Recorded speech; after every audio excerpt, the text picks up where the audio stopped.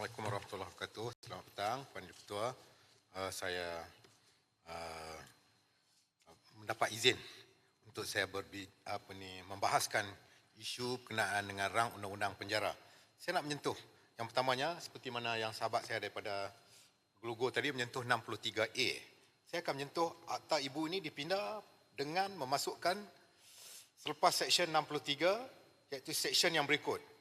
Perlindungan terhadap guaman dan prosiding undang-undang. Di mana tiada tindakan guaman, pendakwaan atau prosiding lain boleh dibawa, dimulakan atau dikekalkan dalam mana-mana mahkamah terhadap pertama, A, mana-mana pegawai penjara dan B, mana-mana orang lain bagi atau atas sebab atau berkenaan dengan apa-apa perbuatan yang dilakukan atau berupa dilakukan olehnya di bawah perintah arahan atau suruhan Komisioner Jeneral. Jadi saya melihat Seksyen 63A ini satu tindakan untouchable kepada pegawai penjara. Maknanya kita tak boleh buat apa dekat dia walaupun dia bertindak mengikut melebihi kuasa arahan dan sebagainya, tak boleh ambil tindakan. Dan ini kita rasa keadilan yang kita sedang bawa ini tidak ada kelihatan adil. Walaupun prinsip nak buat reformasi undang-undang ini untuk memberi keadilan, tapi lagi tidak adil. Saya ingat undang-undang ini perlu dilemparlah, tak payah bawa masuk dalam ni kalau keadaan macam ni. Yang mana kita lihat, saya nak cakap sikit dalam bahasa Inggeris. Cannot take legal action, and this 63A also against human right. Di segi prinsip kita tengok, kerana kita tak boleh buat apa-apa kepada Konsul Jeneral dalam penjara. Begitu juga pegawai-pegawai penjara yang bertindak di luar batasan seperti mana yang disebut oleh Glugo tadi, apa yang berlaku di penjara Taiping dahulu. Ini satu benda yang perlu kita lihat. Kalau inilah pindaan undang-undang yang dicadangkan oleh pihak KDN, saya rasa pindah undang-undang ni tak perlu dipindah.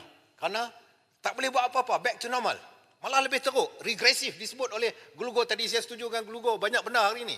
Regressive law, regressive amendment dalam undang-undang sekarang ini. Jadi saya tidak menolak. Apabila 63A ini kita cadangkan untuk buat reformasi, tapi tidak berlaku reformasi. Kerana apa? Kerana akta ibu ini sangat lemah, sangat tidak menunjukkan keadilan. Dan bukan saja melihat kepada keadilan, prinsip keadilan itu tidak dapat dilaksanakan. Yang ini kita lihat, kita tak tahulah kenapa Menteri Dalam Negeri KDN mencadangkan undang-undang yang macam ni. Apa alasannya? Jadi kita harap mereka review balik sebelum cadangan semula. Saya harap semua rakan-rakan dalam Dewan ini tolak undang-undang ini. Undang-undang ini adalah undang zalim. Takkan kezaliman akan berlaku di zaman Madani ini. Semua bila naik kos semua tanggung oleh rakyat.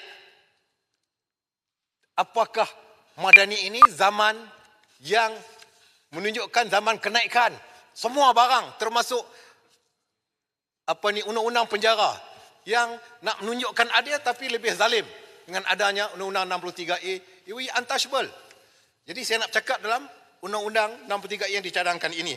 Oleh sebab itu, saya melihat perlindungan undang-undang pegawai penjara serta pelantikan sukarelawan dalam program pemulihan.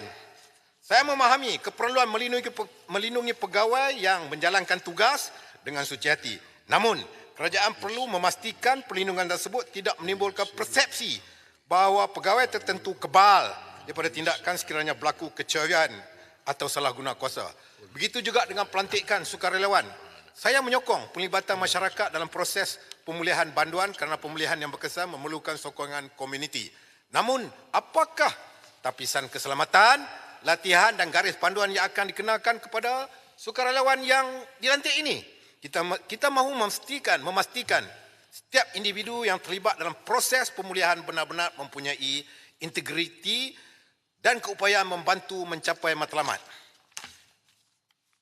Sebagai penutup, saya ingin mengemukakan 3 persoalan kepada sahabat saya yang berhormat Timbalan Menteri yang ada hadapan saya ni. Pertama, apakah mekanisme semak dan imbang yang akan diwujudkan bagi mengawasi kuasa luas yang diberikan kepada Komisioner Jeneral Penjara? Yang kedua, apakah jaminan kerajaan bahawa data yang diperolehi melalui penggunaan peranti pengawasan elektronik akan dilindungi daripada sebarang bentuk penyalahgunaan atau kebocoran? Yang ketiga, adakah kerajaan bersedia membentangkan laporan tahunan kepada Parlimen mengenai keberkesanan penggunaan EMD termasuk kadar pelanggaran syarat, kadar pengulangan jenayah serta kos pelaksanaannya? Saya berharap sahabat saya yang berhormat Timbalan Menteri yang ada depan saya dapat memberi penjelasan yang tuntas agar reformasi yang dibawa ini benar-benar memperkukuhkan sistem kepenjaraan negara tanpa mengabaikan prinsip keadilan, accountability dan hak rakyat. Saya harap 63A ini kita mohon supaya kerajaan tarik balik dan review and revise balik sebab sangat banyak kelemahan 63A ini. Sekian, terima kasih. Saya tidak mau menyokong, saya minta tarik balik semua.